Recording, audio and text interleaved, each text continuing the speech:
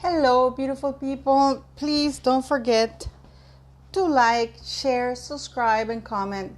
Those things are for free, and it helps the channel algorithm and to grow.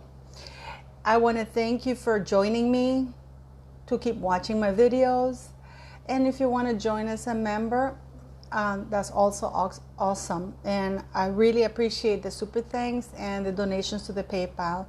All of you keep asking me where to do the PayPal thing. It's in the video description, so you can look at it there.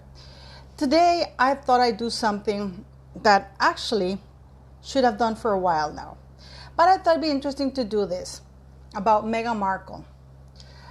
Being Meghan Markle. And I decided to see what's out there. If you go to Meghan, it's Duchess of Sussex, which is wrong. It should be Meghan the Duchess of Sussex because she's not yet divorced from Harry. You lose the when you get divorced. So clearly whoever, and I'm pretty sure that this is her PR company updating the page, but they're not doing a very good job because she should be Meghan the Duchess of Sussex. When she divorces Harry or Harry divorces her, she goes Meghan Duchess of Sussex if she's allowed to keep the title. So let me tell you what this is there, and then we're going to debunk the myths of this. This is not even a biography, but this is in Wikipedia, and we can safely assume that Meghan Markle and her PR company are doing this. Okay? It says that Rachel Meghan Markle was born on August 4th, 1981. For many of you, you could say, no, she's much older. She was born before. No. Samantha has verified it. Mr. Markle has verified it that she's 41 years of age, not 45. Okay? So let's park that right there and end that because people are still saying that she's 45. She was born on August 4th, 1981 at West Park Hospital in Cayuga Park, Los Angeles, California, to Doria Raglan, a makeup artist, and from what we've been told, also a professional drug dealer. And Thomas Markle Sr., an Emmy award-winning television lighting director and director of photography. She identifies as mixed race. We know that that's not the case because for many years she went as by Caucasian. There's many witnesses that have seen that the box that she ticked was Caucasian. So she says, we go here with the first lie. She identifies as mixed race. We know that that's not the case. Maybe she does that now. Often answering questions about her background with, my dad is Caucasian and my mom is African American. Actually, Doria is also biracial because Doria's great-grandmother was completely white. I am half black and half white. Again, wrong. Her parents separated when she was 2 years old and divorced 4 years later. She has a close relationship with her mother. Period. Thomas Markle Sr. worked as a director of photography and lighting for General Hospital and Married with Children. And Meghan occasionally visited the set of Married with Children as a child. She has been estranged from her father and paternal half-siblings, Samantha Markle and Thomas Markle. This is a really weird sentence because it should say she's estranged from her father and paternal half-siblings because she should have, if it says she has been estranged for so many years, but here it's really weird. Okay? Now, what really strikes me as odd is because for many years, Meghan Markle kept saying that she grew up in the set of Married with Children. But let's let that go by, okay? So, let me see here. I'm going to keep going through this, okay? Growing up in Los Angeles, Markle attended Hollywood Little Red Schoolhouse, which is a private kindergarten. Both her parents contributed to raising her until the age of 9. We know that's not the case because Doria Raglan never paid a cent towards Meghan Markle at all because she was getting alimony from Mr. Markle. Okay? But it says that they both contributed to raising her until the age of 9. I assume that what they mean is that both parents were present in her life until the age of 9. After which her father was left in charge of caring for her as her mother pursued a career. Now, this is the part that I don't get. Doria was not a high-power diplomat, politician that needed to be separated from her daughter, especially given the fact that she moved 40 minutes away only, supposedly, from Mr. Markle and by Meghan Markle's accounts. So it's not like, oh, I don't need to see my child anymore. And you're going to have her, Thomas, because I am following this super high, powerful career. From what we understand, she was a flight attendant. And she was, which we know that's not to be the case also. And that she worked for a travel agency, which hasn't been proven anything. So those are not jobs where you cannot look after your daughter, especially when you both live in the same city. So I'm going to call bullshit on this. But it's very interesting that Samantha was right, because she said that Meghan Markle she was splitting her time between her parents until she started junior higher, whatever, which is around the age of 9. So Samantha was right, and Samantha was living there. So until the age of 9, after which her father was left in charge of caring for her as her mother pursued a career. Oh, Miss Doria, such high power woman. At age 11, she and her classmates, oh my goodness, she admits this. This is funny. She and her classmates wrote to Procter & Gamble to gender neutralize a dishwashing soap commercial on national television. This is very interesting, because before it used to say that it was only Meghan Markle who wrote that letter, and that because she wrote that letter, they changed. Remember how she keeps going on? It was even in Archetypes. It was in the Finding Freedom book. She said that in the UN thing that she did, the speech, that how she single-handedly changed the commercial because of her, of Procter & Gamble. She was featured in the Nickelodeon commercial or special because her father used his contacts, and he was very good friends with one of the people at Nickelodeon, and this is why the Nickelodeon thing happened. But anyway, let's keep going. But now the narrative has changed. It says that it was her with her classmates, which is pretty much what we all have been saying for a long time. But no. Okay. She was raised as a Protestant, but graduated from LA's Immaculate Heart High School, an all-girl Catholic school, another very elite private school paid for totally by Mr. Markle. Markle took part in plays and musicals at the school where her father helped with lighting. During her teenage years, she worked at a local frozen yogurt shop and later as a waitress and babysitter. Now, we know for a fact that claim that she said that she was working from the age of 13 to help her parents to buy food and support them because they were so broke is, I'm going to call bullshit on that too, because we know that's not true. That's a lie. She was a minor and she would have required parental consent, which Mr. Markle would have never given because he was making enough money and she never worked at that yogurt stuff. But she still has it here. That she worked as a waitress, this is the first time I hear this, and as a babysitter. And guess what? I can tell you about this babysitting gig. I can tell you. She didn't really work as a babysitter, but whenever she went to the Married with Children set, some of the actors had children, and she would play with them.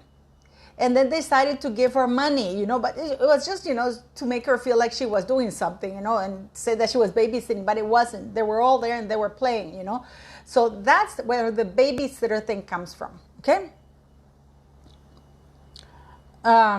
She also volunteered at a soup kitchen in Skid Row, Los Angeles. That was part of the school program that they had to go see it, and also because Mr. Markle would take her to do that. In 1999, she was admitted to Northwestern University, NU, in Evanston, Illinois, where she joined Kappa Kappa Gamma sorority, the whitest of the whitest sorority. By the way, they have been shut down there now. With other members of Kappa Kappa Gamma, Markle did volunteer work with the Glass Slipper Project. I think she also glued shut some girls' eyelids. I don't know if that's true. Now this is very juicy, guys. After her junior year, she secured an internship as a junior press officer at the American Embassy in Buenos Aires. With the help of her uncle Michael Markle, and consider a political career. However, she did not score high enough in the Foreign Service officer test to proceed further with the U.S. State Department. Now, she did not secure an internship as a junior press officer at the American Embassy in Buenos Aires. She did a 5-week, maybe it's an internship, a 5-week study program. And she was not a junior press officer, because to be a junior press officer, you actually have to be employed. So she was an intern for a 5-week study program that her father paid for at the American Embassy in Buenos Aires, okay? Which is completely different from what she said that she worked at the American Embassy in Buenos Aires, which is absolutely the different thing. The good thing is that she admits that it was her uncle Markle who gave her that. However, and also that she did not score high enough to work for the government. So she returned to NU. This is the part that really kills me. She also attended a study program abroad in Madrid, which was for 6 weeks. In 2003, this is very important.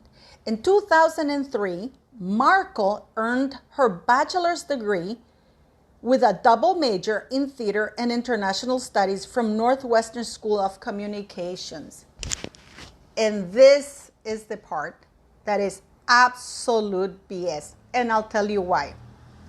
I've covered this many times. I've written to NYU and Northwestern University. I've spoken to them. They've answered back to me. For you to understand, the School of Communication is completely separate than international studies. Those are two completely separate schools, okay? Now, I'll read you here direct. And for many people have said to me, oh, well, maybe when she graduated, they had it. Not these. These are pretty much, these have been unmovable programs, and there have always been completely separate.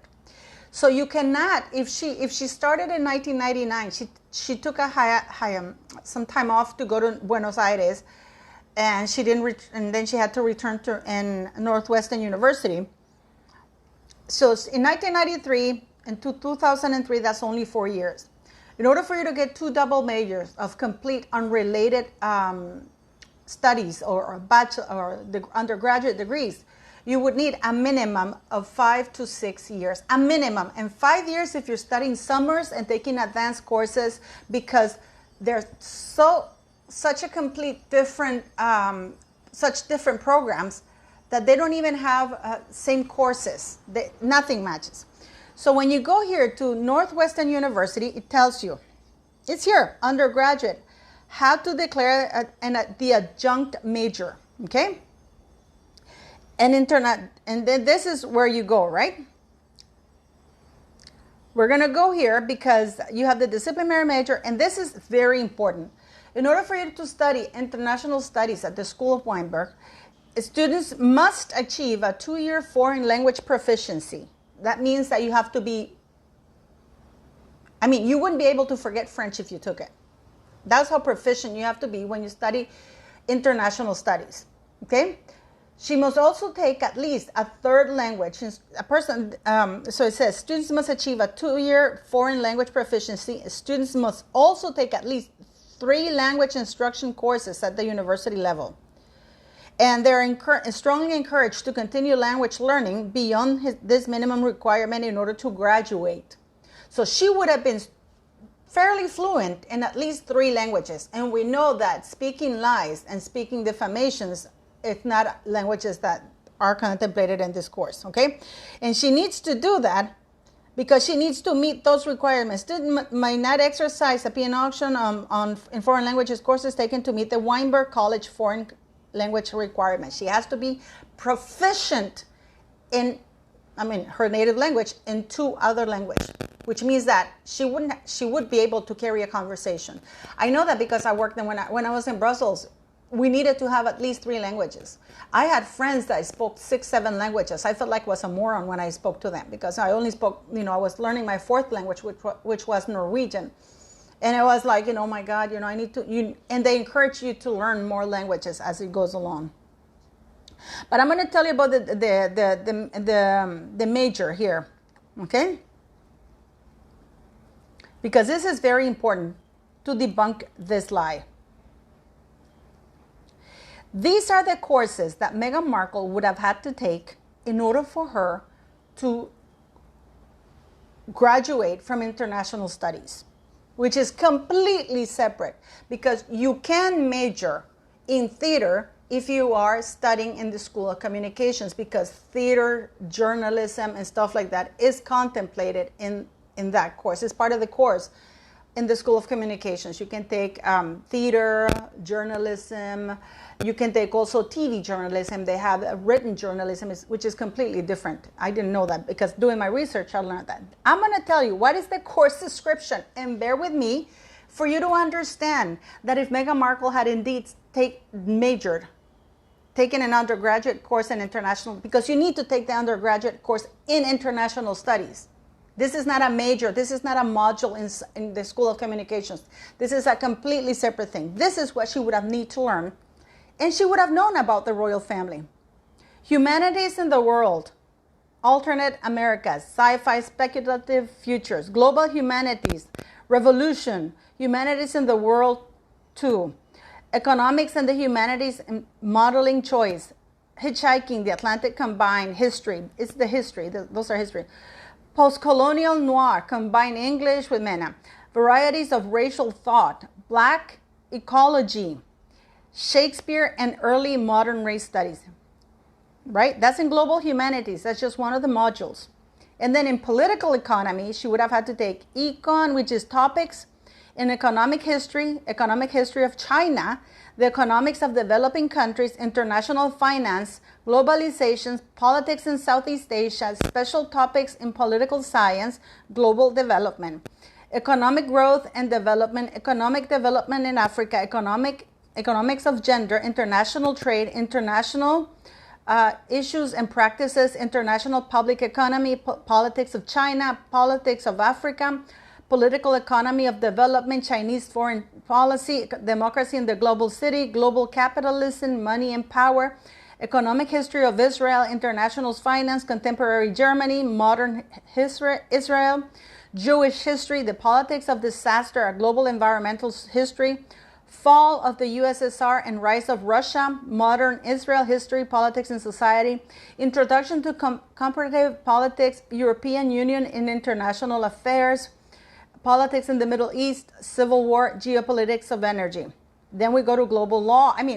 I'm sorry, please bear with me, and I want you to listen to all of this, because this is what Meghan Markle would have had to take in order to graduate with an undergraduate in international studies, which is what she claims, because international studies is not a course taught in something. Global law, deportation law and politics, war and change in international politics, Islamic law, constitutional challenges in comparative perspective, porous borders, geography, power and tactics of something that's there, Islamic law and mysticism, Holocaust trials, research seminar, constitutional challenges in comparative perspective, law and literature, breaking the law in the Middle East, migrant sexualities, queer travelers, translocation, European Union in international affairs, U.S. and the world, approaches to history, American militarism, social meaning of race, Weimar in America combined, history of science and medicine in modern Europe and America, hitchhiking the Atlantic with history combined, international development, issues and practices, dilemmas of American power combined, hitchhiking the Atlantic, compare with history, global capitalism, Sino-American relations in the modern world, Turkey and the world, foreign policy, history and identity, fall of the USSR and rise of Russia, because they have different things.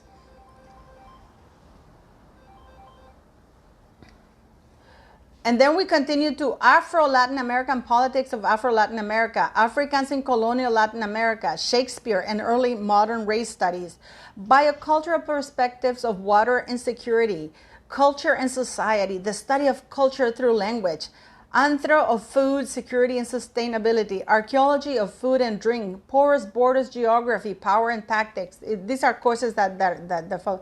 Ecology of infant feeding, race across the time in Latin America, migrant sexualities, queer travel, translocation combined, biocultural perspectives, medical anthropology, breaking the law in the Middle East, and then they have a seminar. Introduction to ancient art, introduction to pre-Columbian art, Borobudur, I don't know, it's another thing. Studies of diaspora, Korean diasporas. I mean, that of sex, culture, travel and travel writing in South Asia. The birth of modern Japan literature and culture. Taiwanese new wave cinema. Cities in pre-modern Japanese literature. Women's voices in contemporary South Korea. Kings, courtesans and Khan's artists. Picturing Islam. I mean, and they move from continent to continent. And I haven't even, this is just Asia that I'm covering. Then you go media and publics across cultures, Russian literature, queer theory in Latin America, Persian poetry, post-colonial noir century, British fiction, and then he says British monarchy, British culture, changing France, reading cultures in French, because they also teach, I think, tragic consciousness of modern French. And then you go French, Roman, medieval French narratives, topics in Renaissance, Rousseau and the French Revolution, feminist autofictions, gender and writing, introduction to international public health, global bioethics and culture, war and public health, global age practice, ecology and finance and infant fitting. I mean, and then you go Germany.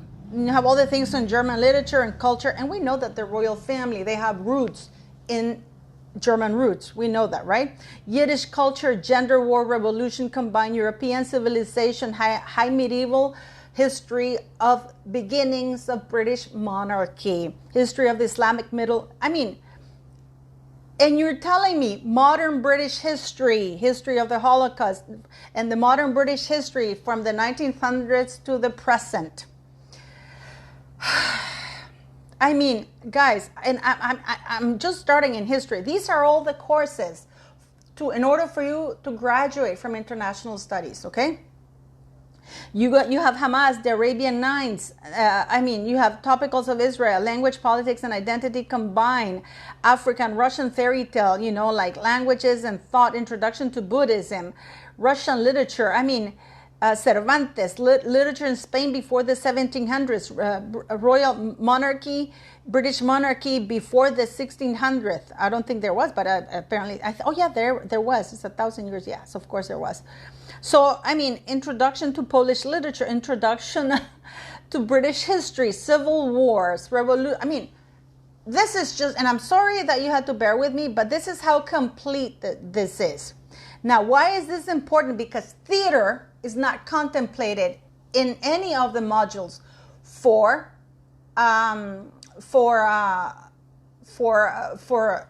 international studies, to be an undergraduate for the program of international studies. So if Meghan Markle majored in theater, that's a different story.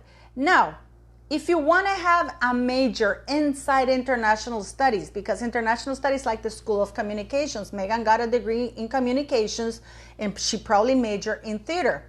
If you want to get a major, this is what you do. They tell you what the majors are, and they tell you the following. Let me see. The majors that she can take are from any of the modules that are offered, because you can only major from one of the modules or the courses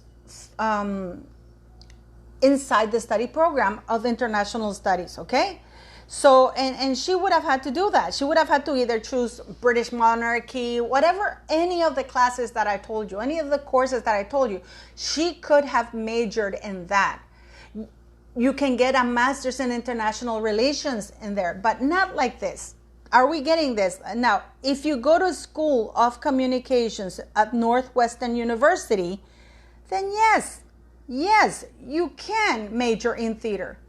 But international studies is not a major, it's an undergraduate program of which you can choose to major in any of the things.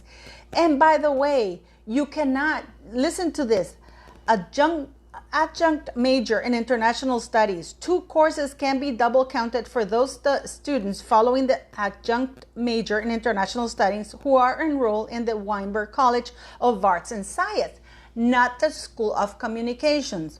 Students enrolled in other schools must check with their primary advisor and follow the double counting rules set up by their school.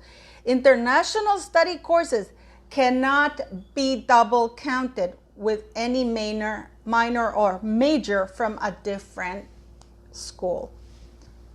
Okay, so now we go back to her acting career. This is going to be a long one, but so far in this thing, we have gotten so many lies just in this one. And I wanted to talk extensively about the Northwestern thing because people are still saying that she graduated with a major from international studies when that is not the case. International studies is an undergraduate.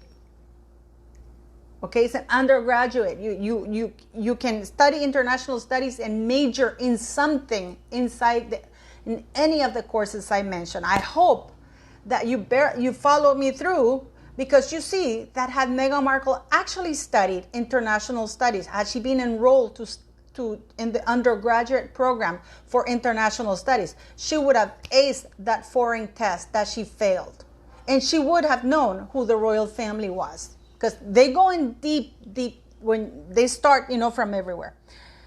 Her acting career, not very much actually. There it says, according to Markle, she had some difficulty in getting roles early in her career. It's not early in her career, all through her career, because even after Suits ended, she had to move to the UK looking to start in a reality show because nobody wanted to hire her in North America.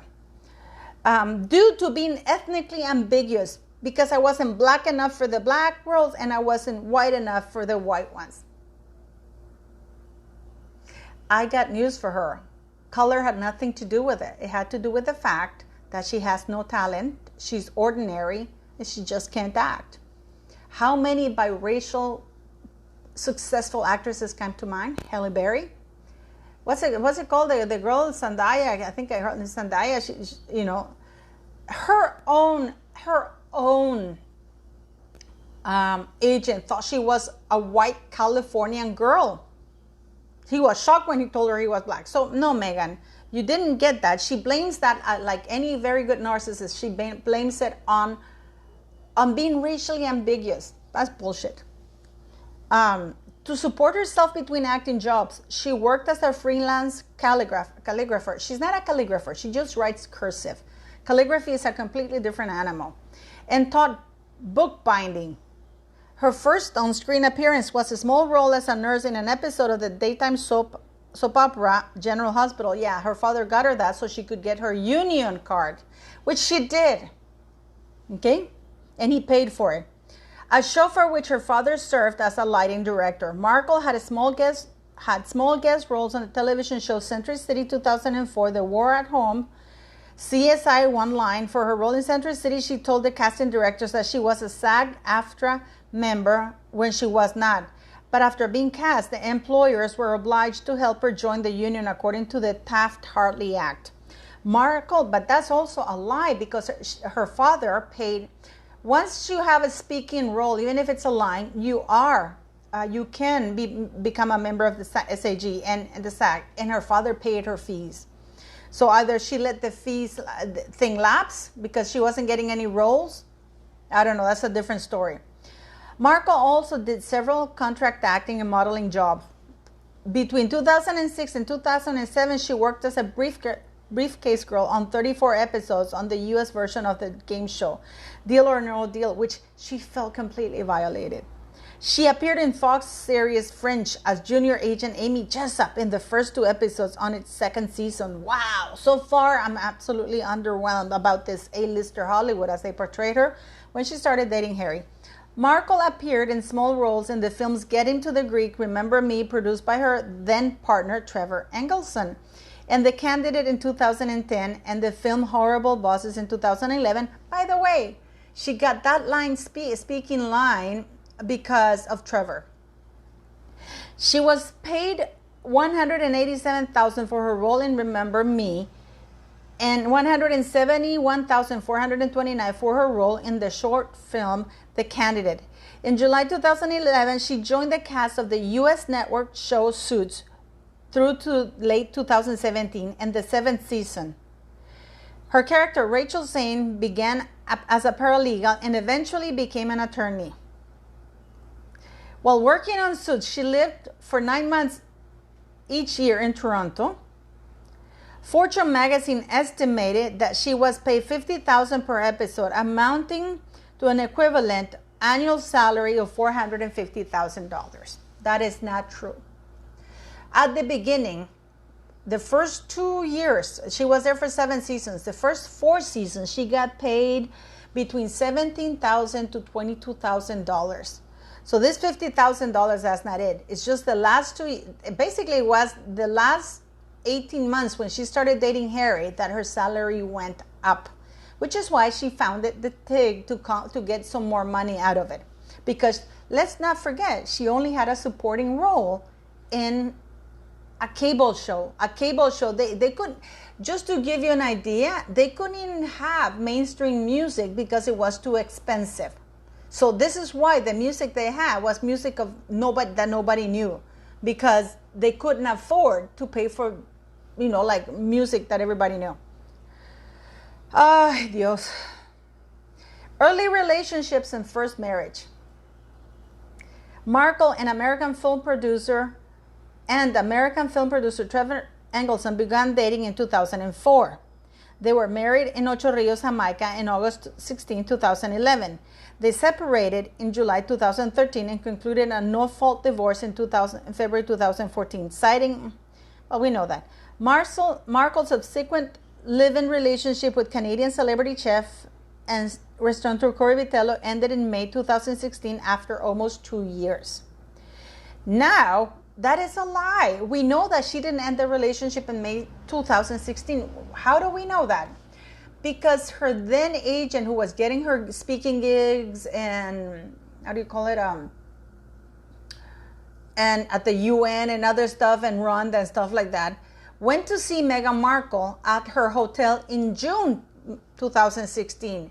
And there she says that Corey opened the door when she for her to walk in, and they talk, and Meghan Markle was wearing a towel and stuff like that. And this is in June. Okay? So this is a lie. And the reason for this is because Meghan Markle started dating Harry, or screwing Harry, in May 2016 or earlier. Okay? Second marriage and motherhood. I mean, I have to laugh. I'm sorry this is longer, but I thought we should go a little bit through this. In mid-2016, Meghan began a relationship with Prince Harry. According to the couple, they first connected with each other via Instagram. Oh my God, now it's changed. Remember how before it says through a friend, but they wanted to respect her privacy? Though they have also said that they were set on a blind date by a mutual friend in July 2016. On November 8 days after their relationship was made public by the press, the prince directed his communications secretary to release a statement on his behalf to express personal concerns about pejorative and false comments made about his girlfriend by mainstream media and internet trolls. First of all, I found out that he was dating her when they issued that statement. I go, what? He has a girlfriend? Who's that? Who's Meghan Markle? I don't know about you. Later in a letter to the British media regulator, Markle's representatives complained about harassment from journalists. In September 2017, Markle and Prince Harry appeared together in public in Toronto at the Invictus Games, of which Harry is a founding patron. Meghan's engagement was announced in November 2017 by Harry's father. The announcement was greeted with enthusiasm by the British media and prompted generally positive comments about a mixed-race person as a member of the royal family. Let's not forget that the royal family are also mixed. Just like Archie and Lilibet, if they exist. In preparation for the wedding, the Archbishop baptized Meghan and confirmed her in the Church of England on March 6, 2018. And that the private ceremony was performed with water from the River Jordan. I wonder if that water threw smoke because, holy water, I just know what holy water does to demons. They get smoke coming out, And then they talk about the weddings, and then they said that Markle later revealed that there was a private exchange of vows 3 days earlier with the Archbishop of Canterbury in the couple's garden. However, this private exchange of vows was not a legally recognized marriage. It was reportedly agreed in advance that excess funds generated from the BBC broadcast of the wedding ceremony would go to charity chosen by the newly couple, blah, blah, blah. Okay, here, I know that you all know this, but this is very interesting because they don't go very much into the children. Very little information. Okay? And they talked that they lived in the grounds of Kensington Palace, and then that they had signed a 2-year lease on Westfield Lodge, located in the great estate in the Cotswold. They gave up the lease after photos of the house and its interiors were published by a paparazzi. How would a paparazzi get in?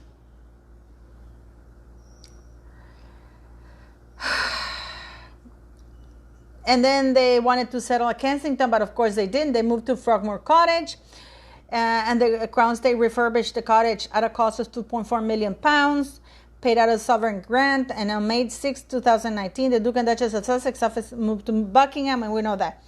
And then they talk about they had a couple, blah, blah. This is the part, it says here, second marriage and motherhood. I'm trying to find where the motherhood is. It says here, after some months in Canada and the United States in June 2020, the couple... Okay, I found it here. It says the Crown Estate refurbished the cottage at $2.4 million, paid out of the sovereign grant, with the Duke later reimbursing expenses beyond restoration and ordinary maintenance.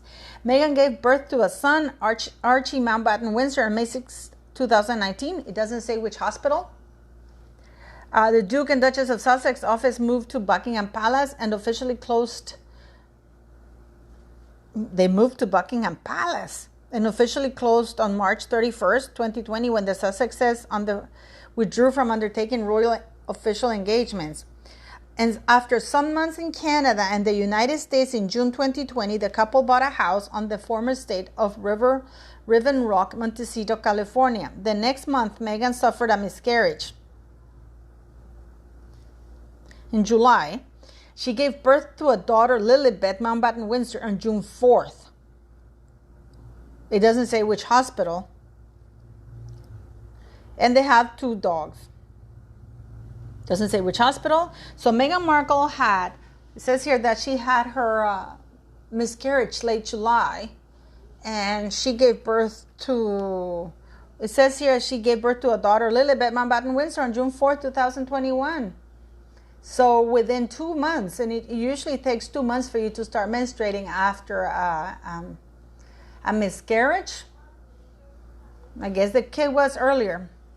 Members of the British royal family are politically neutral by convention. However, Markle was politically vocal before marrying Prince Harry at age 9. She and her friends reportedly campaigned against the Gulf War. Fucking hell. Decades later, she backed Hillary Clinton during the 2016 campaign and publicly denounced the opponent and eventual winner, Donald Trump.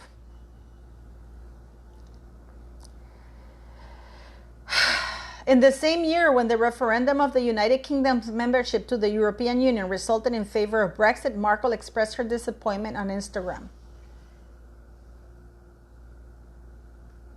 And this is why, in the Netflix thing, they said that the people who voted for Brexit were racist or something like that. This is the majority of the UK who chose, out of their own free will, the Brexit route. Okay? But she was disappointed. So she said that, using a royal title.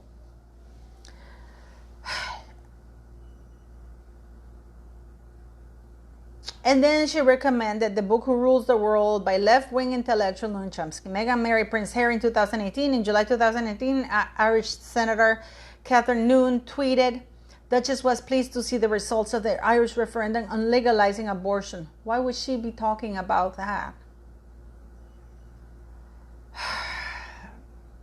I mean, it goes on because there's too many lies, and I don't want to bother you or anything like that. The stepping back is because in January, Meghan and Harry returned to the UK from a vacation in Canada and announced that they were stepping back from the role as senior members of the royal family and would balance their time between the United. We know all that crap, right? And then the Queen said that they would cease to undertake royal duties as representatives of the Queen and would therefore no longer receive the relevant financial support. Their couple would retain their HRH titles but not use them. And we know that Harry used it just recently when he announced that he was a royal patron for the well child. And then they visited Germany. They're doing all these stuff. I mean, I could go on. I will do another one, which is further career and investments. That's going to be another thing. But I just wanted to, I'm sorry it's taking 41 minutes. But I mean, there's so many lies here to pick. For example, from patronages and interests, Sussex, Royal and Archwell, public image and style, privacy and the media, court cases, other cases and complaints. I can do another one. I'm going to do that. Bullying allegations and Oprah interview. On Twitter and other platforms, titles, styles, and arms. Of course, there she is. Meghan became a princess of the United Kingdom upon her marriage to Prince Harry, entitled to the style of Royal Highness. After her marriage, she was styled Her Royal Highness the Duchess of Sussex. She also holds the titles Countess of Dumbarton and Baroness Khalil. She's the first person to hold the title Duchess of Sussex. Following the Duke and Duchess' decision to step back from royal duties in 2020, the couple agreed not to use the style of Royal Highness in practice, but they still legally retain the style for now. They didn't agree, they were told not to use it. But it's incredible how they go on so many details and so many lies, but the most important things, which are the children. Because they talk about the dogs. The dogs actually got more lines than the children. I'm going to read you what it says about the dogs. Motherhood is 2 sentences. It says here, motherhood. Here we go. I'm going to end this, but leave me your comments about all of this. Second marriage and motherhood. Okay, basically, there's one sentence that Archie was born on May 6th. It doesn't say where. And that Lilibet was born on June 4th, 2021. It doesn't say where. Okay? Doesn't say even that she was born in the United States and in which hospital or anything like that. Doesn't say anything like that. But then the Duke and Duchess own a Labrador named Pula and 2 beagles named Guy and Mamma Mia. Meghan previously owned a Labrador, German Shepherd, a cross named Bogart, which was rehomed with a friend in Canada due to its inability to travel as a result of old age. Look how much they explain about the dogs, but they don't say anything about the children. Thoughts? Please leave your comments.